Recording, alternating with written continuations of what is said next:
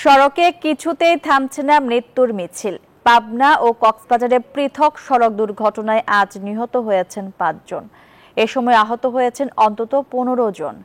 Police জানায়, নারায়ণগঞ্জ থেকে পাবনাগামী যাত্রীবাহী একটি বাস সকালে পাবনা ঢাকা মহাসড়কের সাঁথিয়া উপজেলার পূর্ব বনগ্রাম এলাকায় পৌঁছালে বিপরীত দিক থেকে আসা পাথর বোঝাই ট্রাকের সাথে সংঘর্ষ হয়। এতে ঘটনাস্থলে ৩ জনের মৃত্যু হয়। এদিকে বৃহস্পতিবার রাত ১২টার দিকে চট্টগ্রাম কক্সবাজার মহাসড়কের চকরিয়ার হারবাং এলাকায় হানিফ পরিবহনের একটি বাস নিয়ন্ত্রণ হারিয়ে খাদে পড়ে উল্টে যায়।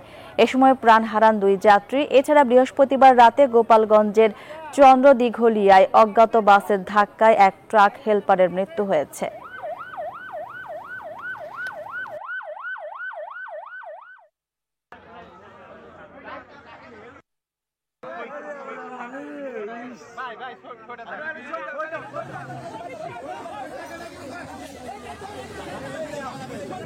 বান্ডেল থাকলে প্রতি সেনমানিতে টাকা বাঁচবে।